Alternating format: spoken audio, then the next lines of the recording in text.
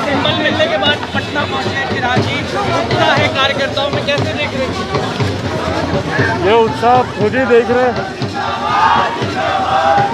कार्यकर्ताओं में, तो ये उत्साह है पार्टी को जिस तरीके से हमारे नेता आदरणीय रामविलास पासवान जी का नाम मिला है, लोक जनशक्ति पार्टी रामविलास, ये अपने में दर्शाता है कि पार्टी का सही मायनों में उत्तराधिकारी कौन है। और इस नए नाम के साथ, लोक जनशक्ति पार्टी रामविलास नाम के साथ, ये पार्टी दोनों उपचुनाव में हमारे प्रत्याशियों की जीत सुनिश्चित होगी, इस बात का विश्वास हम लोगों को। बस दशहरे के तुरंत बाद से हम लोगों ने अभी प्रभारियों की टीम हम लोग तैयार कर रहे हैं, और पूरी विधानसभा में किस किस पंचायत में किस किस प्रभारी को जिम्मेदारी दी जाएगी, प्रभारियों की टीम तैयार हो रही है। और दशहरे के तुरंत बाद से मैं खुद अपने पूरे साथियों के साथ तारापुर और कुशेश्वर स्थान में हम लोग कैंप करेंगे। पुण्यतिथि के दिन कुछ मांगे थी आपकी नीतीश कुमार से, पशुपति पारस पुण्यतिथि पहुँचते हैं नीतीश कुमार, लेकिन उनकी मांगों पर कुछ नहीं कहते नीतीश कुमार, क्या कहेंगे? देखिए, मुख्यमंत्री नीतीश कुमार जी हमेशा, उन्होंने हमारे नेता आदरणीय रामविलास पासवान जी का हमेशा उन्होंने अपमान किया। आज उनकी पुण्यतिथि पर जो उनके कोटे से जो मंत्री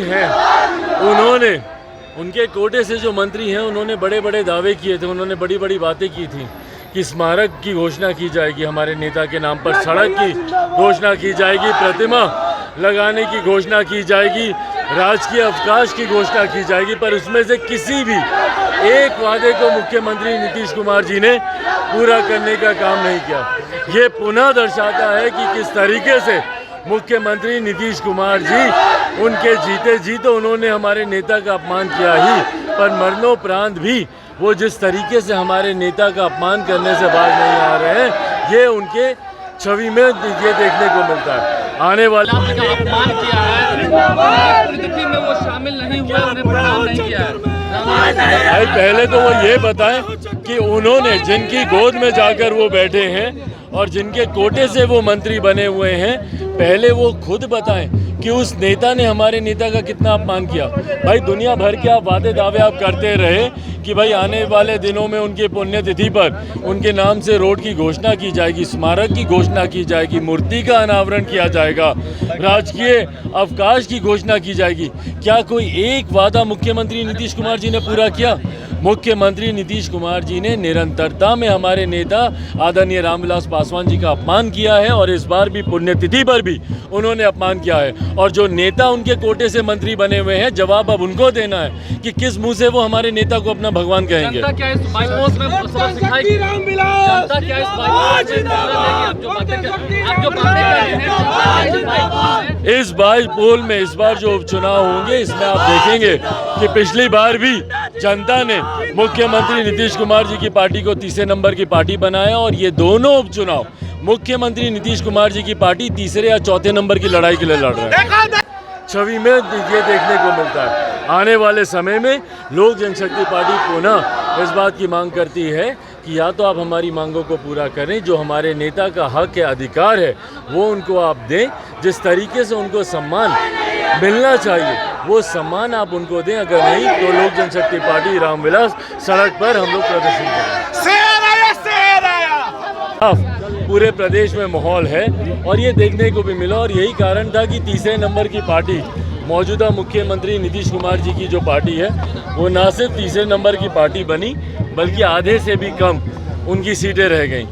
इस बार भी मैं पूरे दावे के साथ में कहता हूं कि जो दोनों सीटों पर उपचुनाव हैं, ना सिर्फ मुख्यमंत्री जी की पार्टी तो खैर आप भूल ही जाइए, जो जनता दल यूनाइटेड है वो तीसरे चौथे नंबर पर कहाँ जाएगी उसकी तो खैर अब चर्चा करने की बात नहीं है, पर मैं पूरे दावे के साथ कहता हूं कि कुशेश्वर स्थान और तारापुर की सीट पर लोक जनशक्ति पार्टी रामविलास के प्रत्याशियों की जीत सुनिश्चित है, तय है, उसमें कहीं कोई संदेह नहीं है। जिस तरीके से आशीर्वाद यात्रा में जिस तरीके से हम लोग को जन समर्थन देखने को मिला और जिस तरीके से मौजूदा मुख्यमंत्री नीतीश कुमार जी की नीतियों से बिहार के लोग नफरत करते हैं, ये अपने में दर्शाता है कि दोनों उपचुनाव में लोक जनशक्ति पार्टी रामविलास के दोनों प्रत्याशियों की जीत सुनिश्चित है। पार्टी के कैडर में लोगों में एक नया उत्साह है। जिस तरीके से हमारे नेता का नाम हमारी पार्टी के साथ जुड़ा है, लोगों में, पार्टी के कैडर में एक नया उत्साह है और ये उत्साह ना सिर्फ हमारे प्रत्याशियों की जीत को सुनिश्चित करेगा,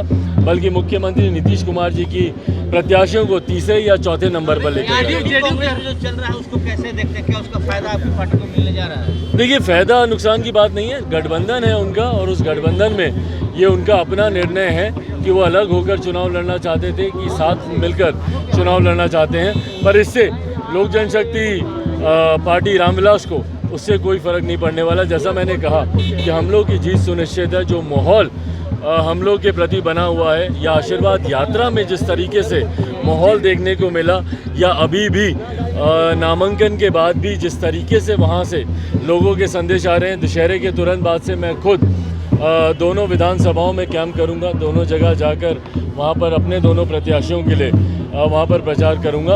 अपनी जीत को सुनिश्चित करने के लिए आने वाले दिनों में जो भी रणनीति होगी उसको अपने नेताओं के साथ मिलकर तैयार किया जाएगा, बट जीत हमारे प्रत्याशियों की होगी, ये तय है। जेडीयू कह रही है कि वोट कटवा खा के एक बार फिर से तेजस्वी यादव को जिताने के लिए चिराग पासवान की एक चाल है। भाई, वोट कटवा कह कर तो पिछली बार इन्होंने अपने आप को तीसरे नंबर की पार्टी बना दिया। अभी मैं आग्रह करूंगा मुख्यमंत्री नीतीश कुमार जी से कि अपने नेताओं की जुबान पर लगाम लगाएं, नहीं बोलें इतना कुछ हमारे खिलाफ। आप पहले ही हमारे नेता का बहुत अपमान कर चुके हैं। अब अगर उनकी पार्टी, जिसके साथ हमारे नेता का नाम भी जुड़ चुका है, पुनः अगर आप इस तरीके से अपमान करेंगे तो इस बार आपका नामो निशान लेने वाला कोई नहीं होगा। आपके चाचा जी की तरफ से कहा जा रहा है उनकी पार्टी की ओर से कि तेजस्वी यादव ने रामविलास। अगर आपको हमारा वीडियो पसंद आया हो तो इसे लाइक करें, सब्सक्राइब करें और साथ ही बेल आइकन दबाना ना भूलें।